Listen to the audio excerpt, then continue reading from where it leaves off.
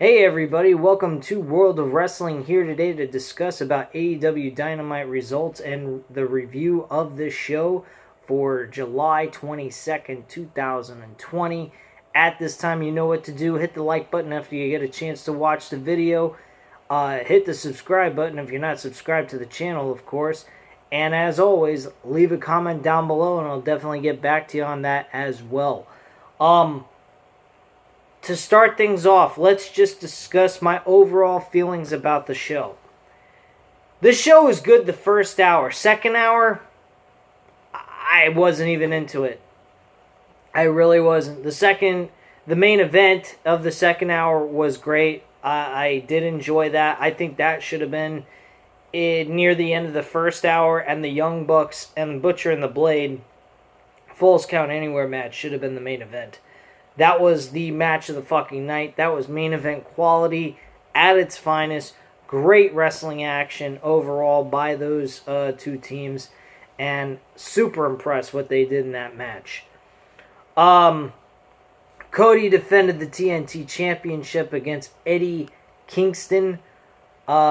This was an okay match. This was hardcore wrestling rules. We haven't seen hardcore wrestling in a while in AEW. There hasn't been much going on with any kind of hardcore wrestling in AEW. So I was really excited about this match. This match was decent for what it was. I give it a 3 out of 5 stars. We saw thumbtacks actually placed in this match where Eddie Kingston powerbombed Cody into thumbtacks. Very nice spot. Awesome. You saw thumbtacks all over Cody. It was fucking ridiculous. Cody, though, does pull it out, wins the match, and gets the 1-2-3. Or actually, not the 1-2-3. He actually has Eddie Kingston in a figure 4 while on top of thumbtacks, and he taps out in the hold. And that's basically the match. Backstage, we have AEW World Champion Jon Moxley. Says he's kind of the guy who, when he says something, he'll do it. Just like when he told Taz that he was going to tear Brian Cage's arm apart, Moxley said Cage was very close to another 6 months of rehab, and Taz made the right call by throwing in the towel. But next time, Moxley says he's not going to let up. MJF, he had a matchup against Griff Garrison. I loved the promo by MJF throughout the matchup. I thought he was very good on the mic. Overall, he's great on the mic. He's one of the best talkers in professional wrestling right now, in my opinion. But my problem with this is everybody keeps talking about MJF. MJF this, MJF that. Oh, he's going to be the future world champion in a couple of months at All Out. Why? He's facing jobbers. He's not facing any credible names right now. He's been facing jobbers and enhancement talents. He's not facing anyone that's world championship quality. So how can anyone say this guy is qualified to challenge for the world championship yet? I don't see it.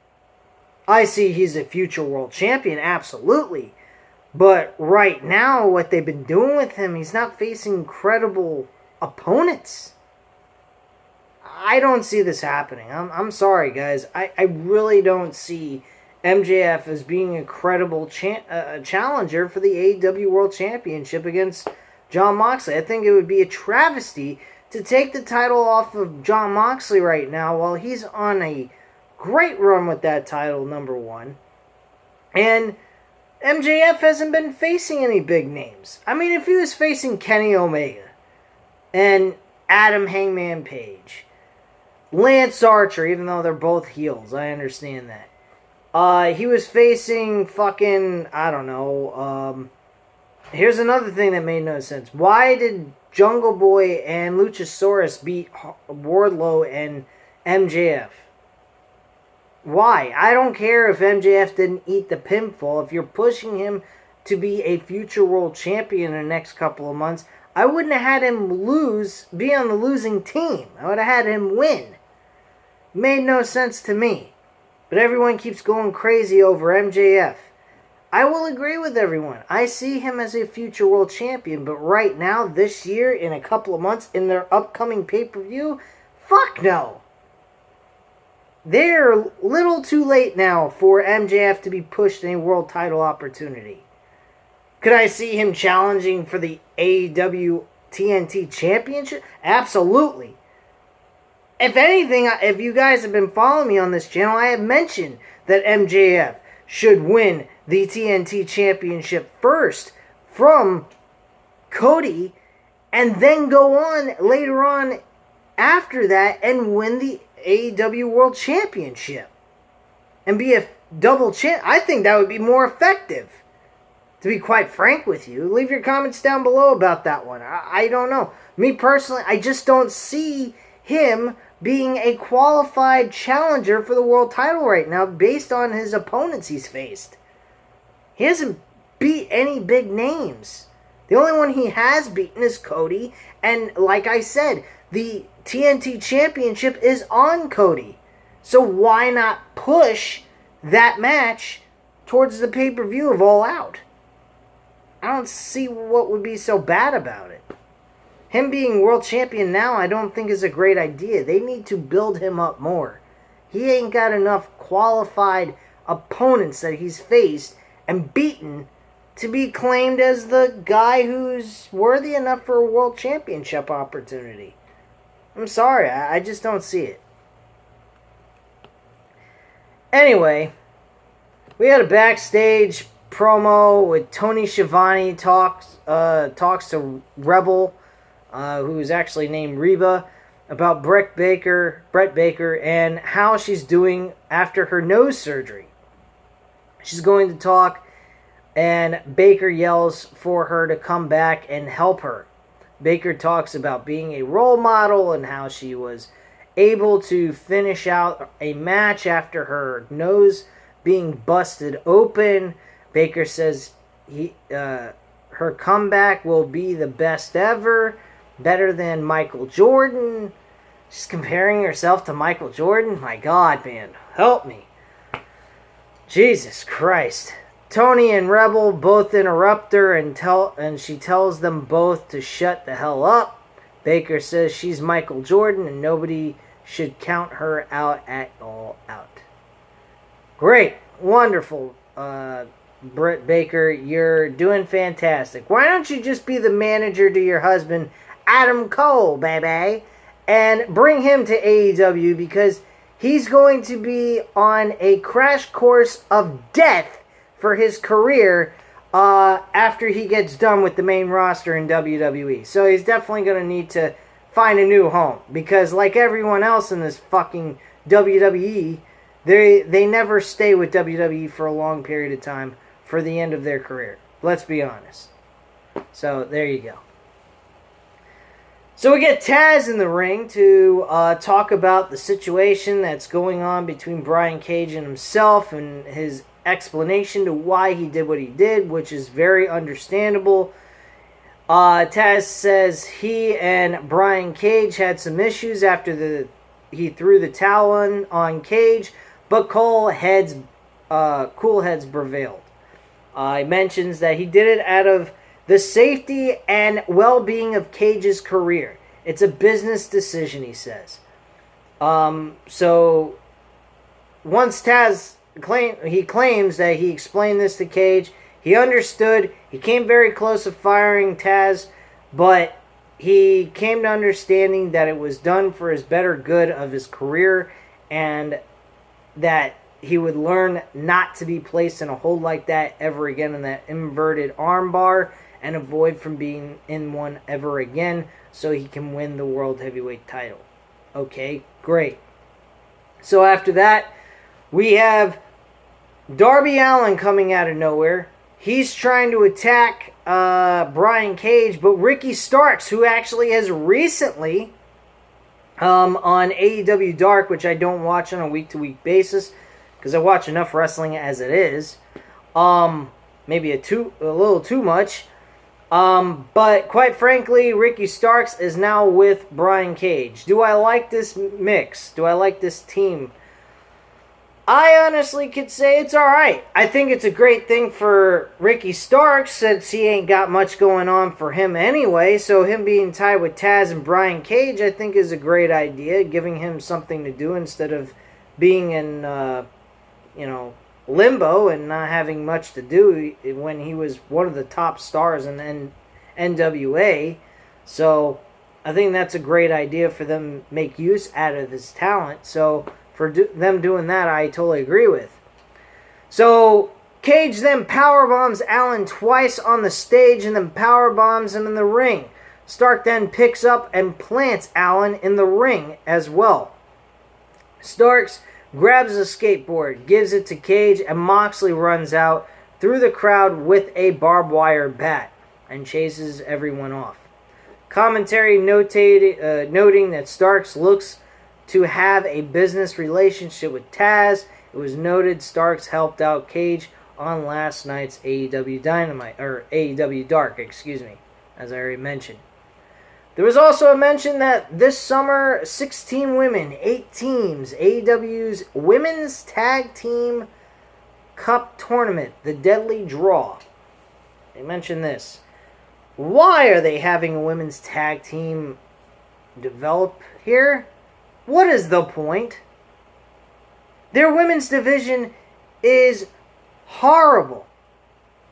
They are dreadful. Half of their fucking roster in the women's division is out. Either because of the virus or because they just have nothing for them to do. I don't know. But quite frankly, I don't like this idea. It seems like a WWE direction of the women's tag team division. I don't think they need a tag team division right now. They really should be working on their own women's division in singles competition first before they start switching it to tag team wrestling, because their fucking women's division is shit. One of the matches that was on here tonight was god awful, and it went for 10 fucking minutes. Terrible match. By the way, I forgot to mention MJF's match. That was like a 2 out of 5 stars. The only thing that I really got a lot of attention for in that match was him doing his promo in the middle of the match and so forth. So that was pretty much it.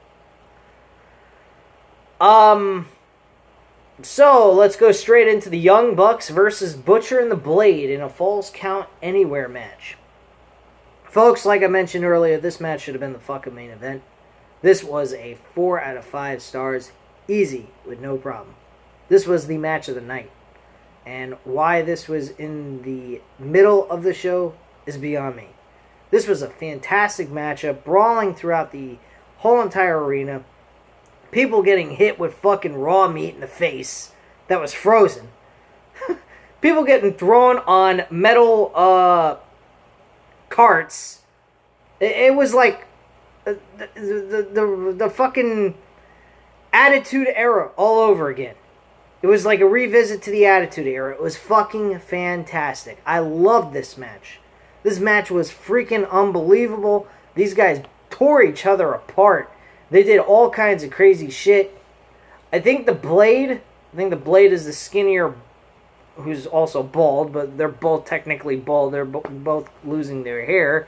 But the skinnier one, he went ahead and he did a move with, I believe it was Matt Jackson, who was on a table, and he did a flip dive from the ring to the outside with the table kind of leaning up against a barricade, and Matt Jackson just moves out of the way. He lands on the side of the table. He doesn't go through the table. He goes on the side of the table, lands on his ass on the hard floor with some padding that they have on the outside of the ring, and hits his face right into the side of the table while he's trying to attack Matt Jackson. Fucking unbelievable spot.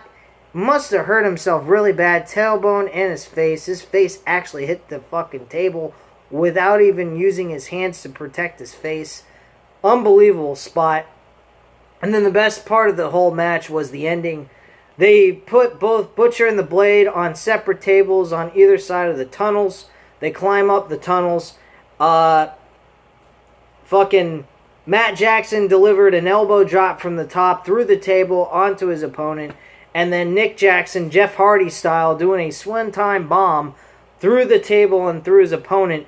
And that's how the match ends. They get the pinfall in the 1, 2, 3. And that's how the match all goes to the Young Bucks winning this match. Fucking unbelievable matchup. Definitely a pay-per-view type grudge match, if you want to say it that. So definitely a really good matchup. Ratings grabber, most definitely. If you knew what was going to happen, this was definitely a good matchup overall. 4 out of 5 stars, easy. We have Lance Archer backstage. He was with Jake the Snake Roberts, and he talked to Alex Marvez. Roberts talks about Archer being really frustrated, sitting around like used furniture. Hey, I understand. It's a good thing you're not in WWE. You'd be really frustrated. Boy, would you be putting people through fucking walls, which, by the way, you were doing that tonight. He actually goes into a locker room and throws a bunch of people around and takes one of them and throws him up in the air and puts him through the fucking ceiling. And then he pops back down again. You know the ceiling is fucking fixed for that spot to be like basically cardboard. It was nothing. And he went through that, then came back down. The cardboard fell down from the ceiling. And then he took that same guy and dumped him inside the fucking garbage can. Fucking unbelievable shit. Wow. That was pretty sick. I can only imagine what he would be like if he was in WWE. So we get a women's one-on-one match with Ivalessi versus Dominate. This match was shit. 1 out of 5 stars I'm giving it. This match was garbage. I didn't care for this match. This match was fucking boring as shit. These women couldn't wrestle for crap. They couldn't. They don't know what the fuck they're doing. They're shit. I couldn't stand them. Hangman Page versus number 5, who goes by the name of Alan Angels. This match, I'm giving it a 3 out of 5 stars. Definitely a good matchup. I think it was well deserving to be in the second hour. And he was asked after the match was over by Brody Lee if he would like to join the Dark Order. He was kind of upset that Kenny Omega did not come with him at ringside.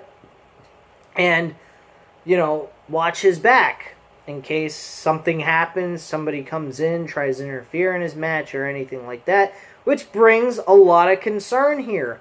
Are we going to see Kenny Omega and Hangman Page do a split? Which, more than likely, that's going to happen. Now, this led to them attacking Hangman Page, and then FTR came out to protect him, and then Kenny Omega came out very late for the save once everybody left. So that, again, is bringing up a bit of concern here. My prediction earlier in the year, I even said it, I called it.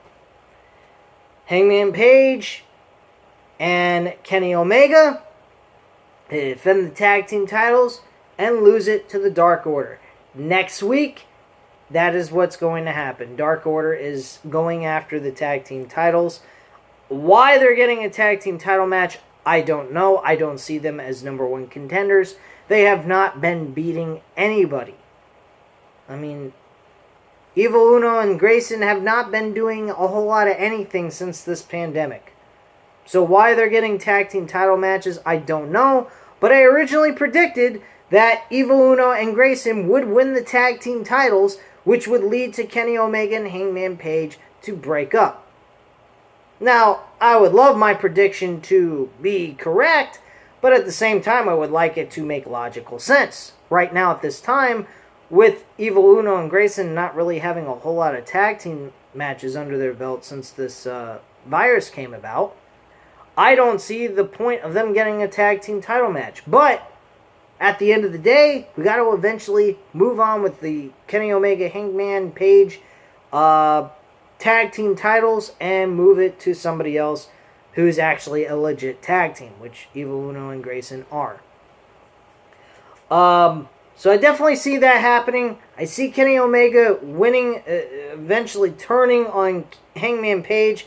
Kenny Omega becoming a heel. And Hangman Page and Kenny Omega would be going at it at All Out, number one contender, to determine a challenger for the world title at Full Gear. And I think Kenny Omega would win that match, face Jon Moxley at Full Gear, and we get our year-long separation reunited between Moxley and Kenny Omega, this time one being a face and the other being a heel. Last time they faced each other last year, both of them were both technically faces, so now it's a little bit different, and Kenny Omega wins the World Heavyweight Championship, and we finally get to see Kenny Omega shine as a world champion. That is what I'm predicting. That is what I believe is the right path for the world title to go to, is Jon Moxley's reign goes to Kenny Omega. I think that's where the torch needs to be passed, and we see it go to Kenny Omega and let him have a run with the World Championship. And then, maybe, we get to see MJF win the World Heavyweight Championship. I don't care if it's a heel versus a heel. Who gives a shit? Let's see two heels tear each other apart and cheat any which way they can to win a World Championship. Let's see it. I don't give a fuck.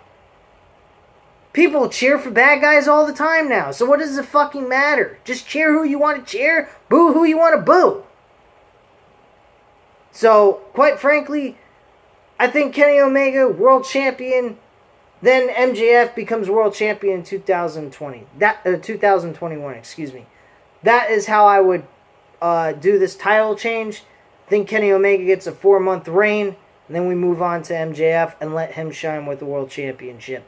At this point in time in 2020, from the fall all the way through till 2021, I think we should have MJF as TNT champion, period. And have a long reign as champion, going through a shitload of fucking guys. And that, to me, will build him up as a credible challenger. I'm not saying he shouldn't be world champion. I'm just saying give him a build before he gets the world title. You know? But that's pretty much that. So, we move on to the main event, and then I'm going to close this out. Jake Hager and Chris Jericho versus Luchasaurus and Jungle Boy. This match was average. I mean, I give it a 3.5 out of 5 stars. It wasn't bad. And Jake Hager and Chris Jericho win. Sammy Guevara, holy shit. Everyone, Sammy Guevara showed up. Get New York Post. He showed up.